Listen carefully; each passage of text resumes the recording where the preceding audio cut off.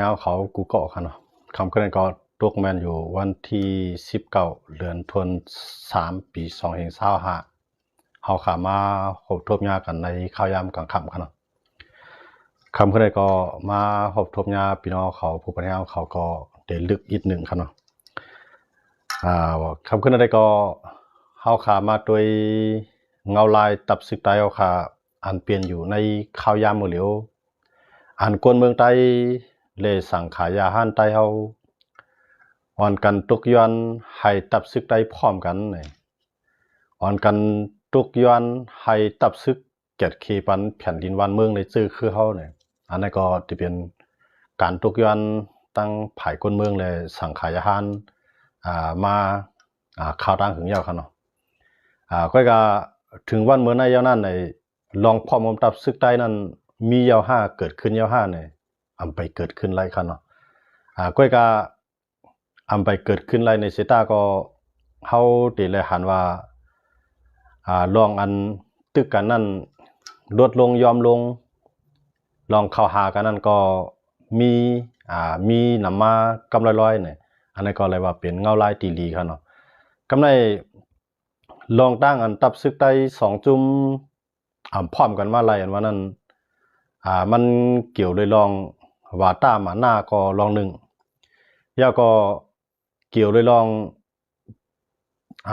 มือที่3จีมจอมปลามาเส้นในก็นำไว้ยันเบอร์เจนอะไรลองพร้อมใต้เกิดขึ้นไรตาใต้เตะพร้อมกันได้ก็ตื่นเต็มเปลี่ยนมาไรก้อยกาพร้อมกันเซตาสั่งว่าตั้ง2ฝ่ายหันกาขันก้นเมืองหันแผ่นดินวันเมืองเปลี่ยนใหญ่ปานใดได้ก็มันก็ที่เฮ็ดให้คนเมืองเฮามีเฮียงเสสืบลุกพื้นต่อสู้กว่าสืบเข้าหับท่ามการซึกกว่าเนี่ยทั้ง2ฝ่ายก็ได้หันลอกไล่อันนั้นเสร็จแล้วกึดยึดลองตึกยื้อกันสู่แก็บกำหนึ่งค่ะเนาะพอเฮามาด้วยฝ่ายดังโคลายก็เข้าหาฝ่ายดังโคเขียวฝ่ายดังโคเขียวก็เข้าหาฝ่ายดังโคลายอยู่ในปืนตีในนาตีหลายๆปืนตีค่ะเนาะก็ในข่าวยามมาได้เฮาได้หันว่าจอมซึกลงจอยซึกเลยว่าตรงหนึ่งการเมืองในเมืองดาวขาหาวแห้งไว้อยู่ก็อำซื้อว่ากว่าทบจุ่มนั้นจุ่มในค่ะเนาะก็มันเป็นการตรงหนึ่งตั้งก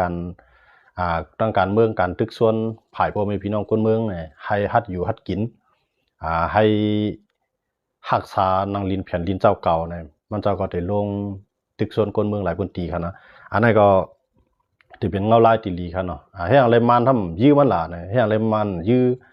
ซีเรียสอ่ะว่านั้นเตในมาเนี่ยมันใครยื้อซีเรียสอยู่เยอะก็ตัวเงาลายมันตอนดาซึกมันสั่งยื้อซีเรียสนะเพื่อยื้อซีเรียสเนี่ย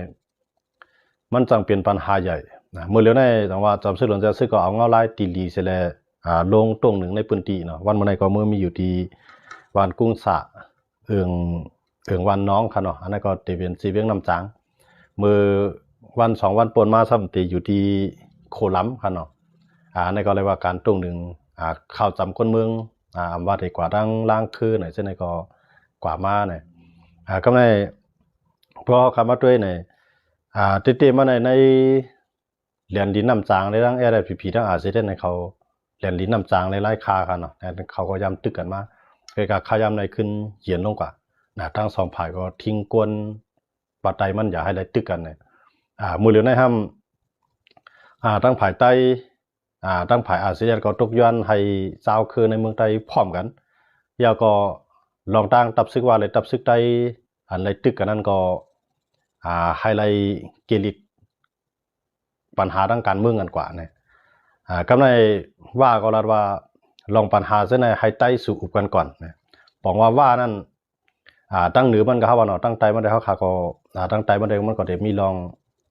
ชิมนาทีกันอยู่โดยการตั้งเหนือมันก็อุบกันไว้อยู่นะตั้งไผ่ว่าเขาก็ว่าทั้งวันให้เลยตั้งหลายได้เลี้ยงในอย่าไปชิบจูให้เต้าคือเขาพร้อมกันวันนั่งสุดในให้ใต้สู่พร้อมกันวันตั้งก่อนเลยเนี่ยไผ่ว่าเขาก็รัดเส้นมากนั่งขนาดเนาะบอกว่าภายLPPก็กระไรถมว่านะครับเนาะเหมือนจากซีเรียสก็มันเตเหลือความว่าก็ไรที่เตย้อนเบื่อหาเนี่ยมัน เฮียงจุ้มเหลียวนะมันเป็นอะไรเฮียงหลายจุ้มว่าก็เสร็จแล้วก็เลยว่าลดหย่อนอ่อนตัวว่าเฮียงไว้อยู่ครับเนาะเหมือนเช่นหนังหลายพื้นที่เนี่ยก็ย่อมถอยวันนะเหมือนเช่นหนังทั้งเมืองกึ่งเนี่ยหลายค่าเนี่ยนะเช่นก็ย่อมถอยวันหลายพื้นที่ก็เดียวกันเนาะเหมือนเช่นหนังจอมทุ่งเยื่องว่ากุนปอนสันเนียนว่าเช่นก็ย่อมถอยวันก็เลยทั้งเมืองกึ่งทั้งตัวบทถึงเมืองหนองเกซีเนาะอันเคียงกันก็มีบางพื้นที่ครับเนาะก็เลยว่าก็มันเพราะว่ามันได้สืบมีบางตึกกว่าเนี่ยมันก็เดี๋ยวตัวมันเขาตึกก่อมสั่งนะมันก็เดี๋ยวเลยใจ LPP เขาตึกกำลัง LPP ก็ซ้ำได้10ตึกก็ตั้งนานน่ะเปลี่ยนพอดี LPP ก็บ่นว่าตั้งของในพวกมีอาเซียนก็ตั้งของใน LPP ก็เตรียมมีเฮียงการเมืองนะมือเลยนะภายดังตับซึกเขียนอะไรเขาก็ถึงลาดว่าในจีเวียงประลอง12จีเวียงในกวนเมืองในพื้นที่เตรียมไรเลี้ยงเข้าเตรียมไรสร้างขอนเตรียมไรปันแห้งซึกโคเขียวทางด้านหนึ่งก็เฮ็ดให้ LPP นั้นก็เลยลดหย่อนลองพังตึกต่ออาเซียนอันนั้นก็เปลี่ยนมาสังเจอว่าอาเซียนและ LPP ในเตียกหักกันปุดขาดกันบ่ได้ซึ้ง LPP ก็อยู่เลยตั้งห้องอาเซียนก็ตั้งจานก็เตรียมอยู่เลยติมันปังตึกนั้นมันได้ลุกลามกว่าที่ย้อนมาจากในทั้งสองภายในขึ้นไล่หาลอกไล่อุบโองบงี้กันนั่นขนาดเนาะทั้งสองภายในตั้งเหนือมันได้มันย่อมทบกันไล่จังนั้นติมันในปัญหาใหญ่มันได้อยู่ดีเจ้าอย่าซึกเลยจะบังผ้าเนาะเขาสองก้อนเนี่ยย่อมทบกันไล่เพราะว่าเขาสองก้อนทบกันไล่ในอันตั้งใจมันเช่นนั้นก็มันจังอันอุกกันก็มันมีอาหนานั่นขนาดเนาะปัญหามันได้มันอยู่ดีจะบังผ้าเนาะจะบังผ้าเนี่ยย่อมทบละจะบังผ้าซ้ำพอทบจะซึกในซ้ำกูเปิ้นปองหายหนึ่งมันจะบังผ้าก็ซ้ำไม่ใจที่ไหนลองตั้งอันไหนก็เฮ็ดให้ก้นลงทั้งสองฝ่ายทบกันไล่นั่นขนาดเนาะเหมือนเช่นก้นลงตั้งใจมันได้จันเจ้าขีมินเขาเจ้าคือใต้เขาเช่นนั้นเหมือนตั้งผาเสร็จก็จันเจ้าของเมียเขาเจ้าคือเงินเขาเช่นนั้นก็มีจื่อตั้งไล่ทบอุปการนั่นขนาดเนาะค่อยกล่าวว่าฝ่ายอันสูงสุดมันทำไล่ทบกันในอันนั้นได้มันเฮ็ดให้ก้นเมืองเขากวางปูกวางปลาไว้นั่นขนาดเนาะกำไรลองเก็บซึกในมันสิความการซึกได้ก็เก็บซึกในจุ่มเลยเข้ามาก็มันเก็บการเก็บซึกนั้นมันเลือกภาษาเจ้าคือนะคืออะไรเสียมว่าเพราะว่าเขามาอยู่กุ้มกำเนี่ยก็การได้เฮ็ดซึกจุ่มนั้นPDF มาอยู่ PDF กุ้มกำก็การได้ซึก PDF เลยเตรียมเลยเรียกเลยจากเพเจ้าคือเทียนอะไรมาก็การได้ซึกเทียนอะไรผมเฮ็ดซึกเทียนอะไรก็อยู่ไล่เนาะก็ได้เลยไปเพราะนาทีเก้าก้างเนี่ยก็ได้เลยซึกเก้าก้างนาทีว่าก็ได้เฮ็ดซึกว่านาทีวันให้ก็ได้เฮ็ดซึกวันให้นาทีใต้อาจจะได้ก็ได้เลยเฮ็ดซึกอาเซียนเนี่ยอาจจะได้มันตุ้มตื้อดอกก้นเมืองเฮาอยู่ยาวคั่นเนาะเฮียงการเมืองเฮาเฮียงการเมืองเฮาจังต่อสู้กันหลายนั่นคั่นเนาะเพราะว่ามันอันเปิ้นมาเนี่ยมันมาหลายจุ่มมาหลายผายเนาะกำไรผายเจ้าคือเขาเจือนลุกขึ้นตึกนั้นก็ตุกย้อนให้ใต้ในเขาปังตึกทีเดียวคั่นนะมันเจอหนังค้างเขาเนี่ยอยากไข่เขาเนี่ยย่างเขาเนี่ยก็เขาก็ตุกย้อนให้ใต้ในเขาปังตึกก็ว่าใต้เนี่ยมันจังเข้านะผมจังเข้าปังตึกเลยย้อนมือสังแหลมจังเข้าปังตึกล่ะในมันมามีปัญหาเรื่องว่า LPP เลยเสร็จนั้นมันโฮมกันหลายนั่นคั่นเนาะพวกโฮมกันหลายในภายนึงได้ตึกก่อมสร้างนะเพราะว่าเสร็จตึกก่อมหลาย LPP ตึกก่อมหลายนะบ่ตึกมาก็มันอยู่หลายนั่นคั่นเนาะต้องว่าแฮงเลยมาทำปล่อยไว้อยู่แล้วทั้งสองจุ่มนั่นน่ะมันก็วนเนี่ยว่าเพราะว่ามี LPP ทั้งเสร็จก็วันมื้อหน้าในตาได้เอาแฮงซึกโทขึ้นทั้งของนี่ก็มันก็ได้มีเฮียงนะมันก็ปล่อยไว้สองจุ่มนั่นเพราะว่าทั้งสองจุ่มในเลยว่าถ่อมม่านไว้ในขายามมื้อเหลียวคั่นเนาะว่าเป็นอาเซียนทั้ง LPP เลยว่าถ่อมม่านไว้อยู่คั่นเนาะจึงคือเลยเขาว่าเขาถ่อมม่านล่ะในเขาตันแข็งก็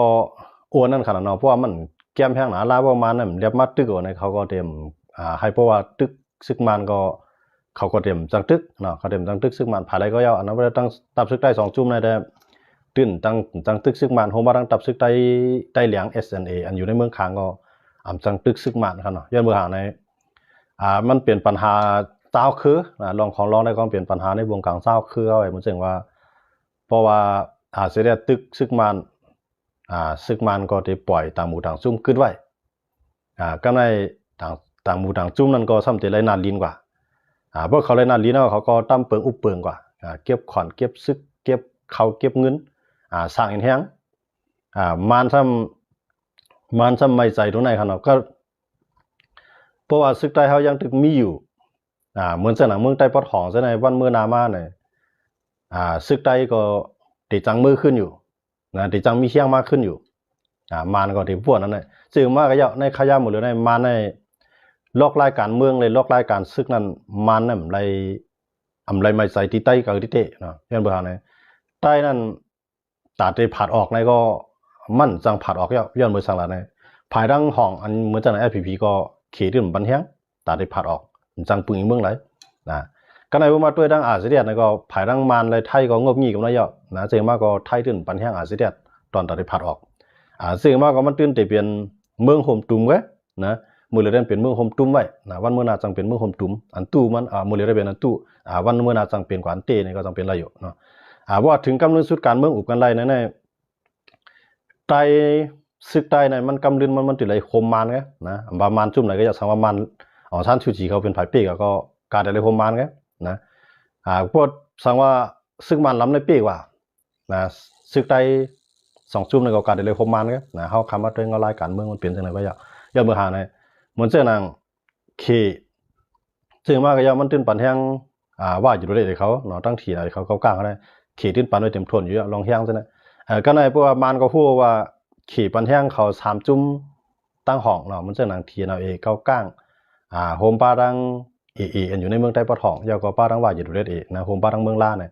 ซึ่งในก็ตื่นตีเปลี่ยนแห้งขี่เยอะค่ะเนาะยันเพื่อนในดังว่ามันก็หันว่า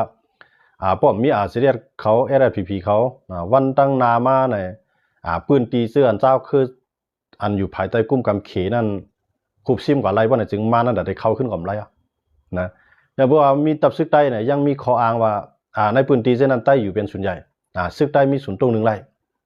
อันนั้นมันถือเป็นสังว่าซึกใต้เมื่อตรงหนึ่งแหละเจ้าคือติดตึกไหนก็แห้งแต่ได้เป้ซึกใต้นั้นมันตึกเอว่าอยู่นะสังว่าใต้ในสังว่าซึกใต้เปลี่ยนอันเดียวกันนะเพราะว่าวันดังนามาในเมื่อเจ้าใน FPP ก็อยู่ยับนะอาเซียนก็อยู่ยับว่าในมันมีตังเลือกนะมันตื่นแต่ไรพร้อมมันขึ้นอยู่เพื่อพร้อมมันขึ้นก็บอกว่าเขามีเชียงแต่อยู่ในเมืองใต้ไรพร้อมกันขึ้นว่าไหนจึงตั้งห้องก็อยู่ไรนะตั้งจานก็แต่ไรมาชิมกันขึ้นนะเมื่อเจ้าใน FPP ก็ตั้งห้องอยู่ไรก็มันแต่ไรมาชิมอยู่ตั้งจานนะมันเดี๋ยวเป็นจังไงก็ได้เพราะว่าตั้งจานในขีบมาตั้งห้องก็เฮี้ยงบุษึกเพิ่มไว้เนี่ยเหมือนเจ้าหนังก้นเมืองใต้เขาว่าเนาะมันเจ้าหนังเจ้าคือใต้เขาว่าไงกันนะมือเรือได้มันเปลี่ยนตับซึกคือไปคือมันอะไรเลยนะตับซึกว่าตั้งที่เขากุ้มกำไรในลายเซเวียงที่เขากุ้มกำไรอันเก้าก้างเขากุ้มกำไรเก้าก้างเขาได้เก็บซึกกว่าคางเขามากุ้มกำไรคางเขาได้มาเก็บซึกกว่ากำไรสังเกตว่าซึกใต้เขาทำตั้งห้องที่อยู่ช่ำตึกมันบ่ได้จึงเตรียมมีจุ่มอะไรที่มันเขาอยู่วันตั้งน้ำมาสังเกตว่าหลายจุ่มมีเชียงเปียงโปตัดได้หับมือตึกตัดได้ตึกลืบใต้แล้วนั้นในขยะมือเนี่ยซึกเจ้าคือก็จังตึกเป็ดซึกใต้นะหรือเสว่ามาอ้างอิงเอาจื้อตับซึกใต้เลยขึ้นตึกใต้นั่นแกที่สังเกตไรเพราะว่าแต่อยู่ในน้ำว่ายมาตึกใต้นี่ก็จังตึกนะแต่อยู่ในว่าน้ำที่นามาตึกแต่ตึกFPPก็จังตึกนะพวกกับตึกFPPก็เหมือนดังว่าตัดเส้นด้านกว่าของตับซึกอยู่ด้วยอันนั้นย้อนมาจากไหนดังว่าตับซึกที่นาก็จังตึกFPPเต้ๆนะกำไรซึกมันก็จังตึกFPPเต้เพราะว่าซึกมันตึกเป็นFPPทั้งหองว่าไหนจึงสังว่าซึกมันย่อมตึกขนาดนั้นมันเจงก็มันก็เต็มตึกสังว่าซึกมันตึกFPPว่าไหนจึงFPPก็มันมีตังเลือกก็การได้ไรโฮมเจ้าคือนะโฮมเจ้าคือนั่นเจ้าคืออะไรล่ะเจ้าคือว่านะนั่นก็ว่าเจ้าคือว่าจอยก็ได้จังเป็นเจ้าคือใต้ขึ้นก็จังเป็นกว่าไรย่อมมาจากอะไรมานั่นจังตึกได้2จุ่มน่ะนะเพราะว่ามันตึกได้2จุ่มไหนตึกจุ่มไหนก็เป็นพ่อนี่ตาซึกมันนะอนาคตตั้งนานนั้นนะซึกมันขึ้นตาการได้ไรปล่อยไว้ก็การใต้ซึกใต้ได้อยู่จังไหนเนี่ยมันได้อยู่รอดกว่าไรเอาเป็นอาข่องต้าอาข่องป้ออยู่กว่านั้นมันจะเป็นกว่าไรจะเป็นกว่าไรอยู่5วันตั้งนานเนี่ยมันเพื่อในข่าวดังยาวเนี่ยจะเป็นความไรนะในข่าวยามในได้เขาตัวซึกเจ้าคือก็มีเฮียงแต่ได้ตึกซึกใต้ซึกมันก็ไปมีเฮียงแต่ได้กวนปังเป็นซึกใต้ย้อนมาจังเลยซึกเจ้าคือก็ได้ปล่อยไว้นะปล่อยไว้ซึกใต้ซึกมันก็ได้ปล่อยไว้ซึกใต้ทั้งสองฝ่ายเนี่ยไปจังกับตึกซึกจังตึกซึกใต้กำไรซึกใต้รู้แต่จังตึกซึกเจ้าคืออยู่5เนี่ยนั่นก็ใส่เป้าหมายตอนตัดซึกใต้แต่ละเฮ็ดนะก้อยกาวันมื้อหน้ามาเนี่ยมันสังเกตว่าตั้งของเนี่ยที่ไหนเขากุ้มกำไรไหนเขาก้างเขากุ้มกำไรไหนคางเขากุ้มกำไรไหนเขาก็ได้ว่าเป็นเมืองของเขานะย่าก็เขาก็ได้รับว่าเมื่อเขาตึกซึกมันในสุ่มมาสุ่มจอย เขาก็เดี๋ยวลองตั้งเส้นในเสด็จอ่างนะคำลือมาเขาเดี๋ยวเลยไตเลยตั้งเจ้าคือเดี๋ยวเลยตึกกันนะก็ในบทไตเลยเจ้าคือเลยตึกกันนั่นไตตื่นเดี๋ยวเลยเป็นจุ่มเหลียวเสด็จตึกนะพวกเอาจุ่มไหนจุ่มหนึ่งตึกก็มันปีบันไดนะย้อนมาเช่นไรอันนี้มันเป็นเงาลายลีตาไตอยู่นะเพียงคำว่าปางตึกในมันเกิดขึ้นตัววันตัวเมืองเสียตาก็เพราะว่าไตเขาคาเรียบเพี้ยนตัวเงาลายการเมืองอันที่เปลี่ยนมาตั้งนานไหนมันก็ยังเลยว่าเงาลายมันในมีภายใต้พร้อมกันนะเงาลายมันในมีภายใต้พร้อมกันเพิ่มพร้อมกันก็บอกว่าอยู่ไรนะมันเช่นหนังก้นคือไตก็เฮี้ยงใจแต่ได้ใครเฮ็ดซื้อก็มีนะก็ในปฏิการเมืองเขาอันแต่ได้ตรงหนึ่งการเมืองในเกกลางต่างเจ้าขึ้นนั่นก็ตรงเลยพอตรงมาก็ย่าบนยืดตายไปได้นะเหมือนเช่นสังขายาหันอยู่ในพื้นที่ต่างเจ้าเคยกุ้มกับไหมแต่ตรงหนึ่งการเมืองเนี่ยลาดการเมืองเนี่ยรวยอ่ำเฮ็ดจ้อมหนังเปลืองที่เขาตั้มว่างบ่น่ะจึงหมุนเจ้าบ้านนั่นก็เขาได้สร้างเกี่ยวมันก็นะซึ่งต่างเจ้าเคยได้สร้างเกี่ยวมันก็ย่อมเหมือนเช่นนั่นแหละหมุนเจ้าก็อยู่รอดนะกำไรก้นเมืองเกิดลูกเกิดล้านมากก็อยู่ในพื้นที่เขาเดี๋ยวเลยซื้อเขาอันไหนก็ก้นเมืองก็อยู่รอดนะพวกเฮ็ดพวกอยู่ในพื้นที่เจ้าคืออะไรเช่นว่าพวกเฮ็ดซึกเนี่ยพวกเฮ็ดซึกในเจ้าคือนั่นหู้ได้อยู่เฮ็ดสังนะต่างเจ้าคือก็เผื่อสูเดมาอยู่ให้ในแหลมเฮ็ดซึกเขาก็สู่กว่าแล้วเขาเดี๋ยวกวนเอามาเฮ็ดซึกเขาได้แกดเคลียร์ในพวกสุ่มย่อมแกดเคลียร์จ้อยเขาก็สู่ปลายเลยอันนั้นมันได้เกิดขึ้น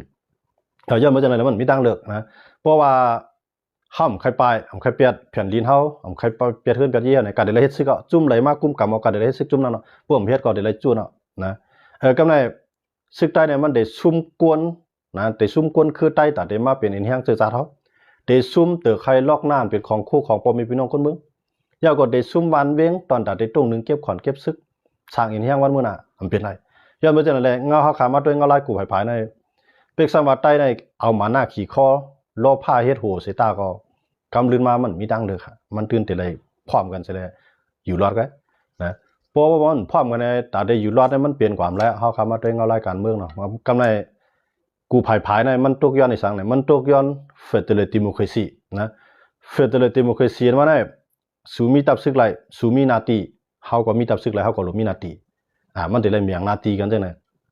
หลายๆเจ้าคือก็ได้เวียงอ่านนั่นน่ะนะก็ในเพราะว่าที่ไหนเขาในหมดเลยแล้วเขาตกย้อนเจเมืองหั่นน่ะเขาตกย้อนเจเมืองเพราะเขาไล่เจเมืองยาวเนี่ยเขาก็ได้ตกย้อนตอนตาได้อุปเปิงนะก็ในเขาได้เลือกเส้นตั้งหลายๆในเพราะว่าที่ไหนเขาในพวกเขาแห้งใหญ่เต้ๆนะมือหรือในแห้งเขาไปป้อยใหญ่เต้ๆนะเขาถึงมีไว้ผู้เขียนฮอบหน้าฮอบหลังอยู่ว่าจะเป็นค้างนั่งเขาก็ไปเมียนกันเหมือนเกากลางนั่งเขาไปสมัครเขาเฮ็ดไว้ลีกันเซต้าก็ลองนาลีนาตีนั่นเขาตึกละชิมกันอยู่ก็ไม่ลองLPPก็ตึกอยู่ไว้ในนาตีของที่เราอยู่ใกล้กับมันเพราะตรงหนึ่งแห้งบอกกันนั้นก็ที่ไหนก็ตึกอยู่LPPก็ตึกอยู่ก็ไม่ขางก็มาไหน PDF เลยตั้งที่นั้นก็ผมเชื่อว่าเขาเดี๋ยวได้ยื้อกันว่าตั้งน่ะก็กัดจังได้ยื้อกันย้อนมาจากนั้นเลยแต่ว่าเฮาคามาด้วยในที่ไหนหมดเลยในผู้เขียนในที่ไหนในผู้เขียนมันนำเลยพุ่นหมดนะผู้เขียนที่ไหนมันนำแห้งน่ะก็กะตาที่ไหนได้จุกอยู่ไรนั่นน่ะที่ไหนก็กะได้ใจไม่แข็งให้อยู่นะพวกห้วยไรจะได้ห้วยเอานะห้วยมันไรก็กะได้ไรอาถรรพ์มาเอามันจะได้ใจล็อกลาย2ลายนะเพราะว่าเจ้าคือไตในมือสู่อยู่ในนาทีเฮากุ้มกำมื้อแล้วในเฮาตึกซึกมาเนี่ยเฮาเปมายึดไรเพราะว่าเจ้าคือไตไม่ให้ซึกตาอ้างก็สู่ก็ยุ่มไรนะเพราะว่าสู่ใครอยู่สู่ก็ดูแลเฮ็ดซึกกูเจ้าคือในพื้นที่เนี่ยดูแลเฮ็ดซึกอันนั้นมันเปลี่ยนเปลืองเปลี่ยนเต้ในลูกโครงกลางเฮาคาเนี่ยนะคืออะไรเช่นว่าเพราะมันเข้ามายึดบ่เนี่ยมันกดติเลยเอากูคือเฮ็ดซึกก้อยก็ว่าพวกกูคือมาเฮ็ดซึกแล้วนั่น2มันซ้ำปั่นได้ลองเพียงพวกเป็นเจ้าคือไต้เตี้ยไว้พวกเป็นเจ้าคือปลองเอาขึ้นมาเนี่ยอันนั้นก็เตรียมเฮ็ดให้พื้นที่นั้นเลยกัดเย็นได้นะมันจะเฮาคัดด้วยใต้เฮาคัดแหละนะใต้เฮาคัดก็ตัวนั้นน่ะเหมือนตั้งในอะไรก็เป็นของใต้อะไรก็ตับซึกใต้อะไรก็ตัดใต้ในกำลืนมาจุ่มอยู่กองกลางลุกขึ้นเตรียมวันเตรียมเมืองขึ้นเขียงตาต่อใต้มาวันมื้อไหนพยายสั่งพยเฮ็ดสั่งพยพวกกว่าอะไรพยายามทำใต้ครับหรือพยายามมีใน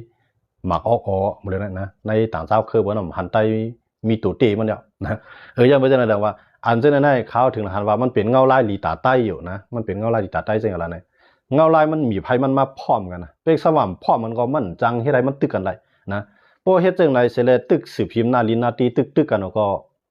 ็คนเมืองก็มีหัวได้เฮ็ดซึกย้อนเบ่ซังนะกำไรสังขายาหันเจ้าเขาก็ตื่นจังปันแฮงนะมันจังหมดแล้วเนี่ยเฮาได้ปันแฮงโคลายเนี่ยนี่นอนเฮาหลุได้ปันนะปันแฮงโคเขียวเนี่ยมันตื่นหลุได้ปันซึ่งคือล่ะเนี่ยเพราะว่าตาได้ปันแห้งนั้นเฮาตู่ได้ต้วยว่าเผยเหตุการณ์ตาวันเมืองเฮาติๆนะอำสิว่าเฮาปันแห้งรับผู้รับตาได้มใจของเขานะเฮาได้เลยต้วยเงาลายมันดี มันเจอนะว่าป้อมมีเขาปันแห้งโคไล่ดังเหลียวก็เดี๋ยวลืมล่ำแบบโคเขียวเนี่ยก็มันเปลี่ยนความไรอยู่ยาวนะเดี๋ยวปันแห้งโคเขียวเสร็จแล้วกวนปั้งแบบโคไล่เนี่ยก็คือใต้นั้นตื้นจมหายในนั้นย้อนเมื่อจากอะไรกวนปันแห้งโคเขียวก็ข่าวอยู่ยามว่าวันเมื่อไหร่ได้ป่องใส่นะกวนปันแห้งโคไล่อันจุกปังใต้ขาดเหลียวเสร็จแล้วโคไล่ในเฮ็ดถูกก็เมียนเอาจื้อเอาใจเนี่ยปันแห้งเสต้าเฮียงโคไล่นั่นจริงมากก็ตื้นอุบเปิงพองงำวันเมืองไรมันก็เปลี่ยนกลางป่าคำข้ออันนึงไว้นะมันหมอกปืนอื่นเท่าอื่นหยาบไปเตรียมอื่นอะไรกำเหลียวหมอกนั้นก็ให้เพราะว่าขึ้นมีเชียงใส่อุบเปิงอะไรขึ้นเปลี่ยนลายแต่ว่าเจอมากก็ย่อผายดังก้นปันแห้งโคไล่ก็โหลดลดหย่อนมาหน้าย่อก็ก้นอ่อนหูโคไล่ก็ลดหย่อนมาหน้าก็หน่อยก้นปันแห้งวันให้ก็ลดหย่อนมาหน้าก้นปันแห้งเป็นซึกวันให้ก็ก้นหลวงวันให้ก็โหลดลดหย่อนมาหน้าเสร็จแล้วด้วยถึงก้นเมืองเขาเป็นใหญ่นะพวกเฮ็ดจะได้เป็กสมามพ่อมันว่าอะไรก็อย่าไปตึกกันเหมือนเช่นนั้นก้นปันแห้งโคไล่ก็ปันมันปันกว่าละก้นปันแห้งโคเขียวก็ปันมันกว่าละเตรียมไรจ้างกันนะเตรียมไรเหยียบเนื้อตั้งเตรียมไรตัวเงาลายการเมืองอันเปลี่ยนเสด็จปันแห้งรวยตั้งหูนะพวกเดี๋ยวว่าโคไล่ได้เฮ็ดดีกูเมียวโคเขียวได้เปลี่ยนลายกูอันนะพวกเฮ็ดจากนั้นก็ผายหนึ่งก็ย่อมเท่าไรนะก็ในผายเท่าปันแห้งก็มันมาผมรวมมันเท่าไรนะกำไรผายอันว่าเท่าได้ปันแห้งโคเขียวโคไล่ก็ย่อมันมีจุ่มไหลผมรวมปันเท่าไรในข้าย่ำหมดเดียวย้อนไปจากนั้นตาเตขึ้นผมรวมปันเท่าจื้อคือเท่าไรเลยก้นเมืองเท่าไรนั่นมันมีเส้นตั้งเลือกอยู่เส้นตั้งเหลียวก้วยเนี่ยตับซึกสองไผ่โฮมกันเกียรติขีมันก้นเมืองนะเป็กสม่ำโฮมมันเป็นจุ่มเหลียวก็เป็นสังก้อยกาในปืนตีเจ้าเก่าอยู่นั่นหรือเฮ็ดให้ก้นเมืองใครอยู่เฮ็ดให้ก้นเมืองฮัดอยู่เฮ็ดให้ก้นเมืองมีเชียงเจออันนั้นได้หรือคัดใจสืบหายตันมันจุ่มเลยเสียมบ่าเพราะว่าในนาทีโคไล่กุ้มกำไรลีโคไล่ก็ปกป้องไรลีเนี่ยโคไล่ก็ก้นเมืองก็ที่ปันแห้งมันนะในนาทีโคเขียวปกป้องไรลีด้วยถึงไรลีเกียรติขีผมรวมปันไรลีกวนเมืองก็ที่ปันแห้งโคเขียวบอกว่าอยู่ในโคเขียวก็อยู่ง่ายลมใจอยู่ในโคไล่ก็อยู่ง่ายลมใจเนี่ยพวกเป็นจะไหนมาเนี่ยมันเปลี่ยนพ่อนลีตอนดาซื้อคือใต้ก็นะเปลี่ยนพ่อนลีดาซื้อคือใต้ก็เต็มเสียมก้าเนี่ยมันจะเป็นพ่อนลีตอนดากวนเมืองใต้ป้าแทงหลายๆคือครับเนาะว่าตับซึกใต้เขาขาดขวานแนวตั้งอะไรมันจะเป็นเงาลายตีลีมาอยู่นั่นครับเนาะว่าเดี๋ยวว่ามังเวลาไอ้เขียวเนี่ยนะกมังเมาขนาดมันเสียงไรเสียมก้าเนี่ยกวนเขาขนาดมันมีหนาอยู่ในมือเนี่ยเก็บซึกตีไรก็ไรนะห้ามมีซึกกับย้อนเบิดมาบนกับปันเขาเดี๋ยวสั่งบันเบิดล่ะในปืนตีเขาบนเก็บขวัญอะไรเนี่ยในปืนเตียวบนตัดไม้อะไรเนี่ยในปืนเตียวบนขุดฐานหินอะไรเนี่ยขุดค่ำอะไรเนี่ยเอาเจ้าในเรียกเอาบนก็ไรเอาซึกสูมาจอยเขาเนี่ยเพื่อซ้ำว่าตีและเอาต่างเครื่องมาเพียวใต้ก็มันจำเป็นตีเลยเฮ็ดแล้วย้อนเบอร์สั่งย้อนเบอร์เขาก็เฮ็ดมา50-60 ปีเขาเดี๋ยวในปล่อยรวมลงกว่าก็เปลี่ยนความไรเพราะปล่อยรวมลงกว่าก็มิติอยู่ในลูกโครงกลางเนี่ยนะย้อนเบอร์จากนั้นเลยกาตีเลยเอาแห้งซึกนั่นพิษก็ยาวถูกก็ยาวตื้นเดี๋ยวแล้วมีแห้งซึกเสียอยู่รอดไรนะในตับซึกแล้วก็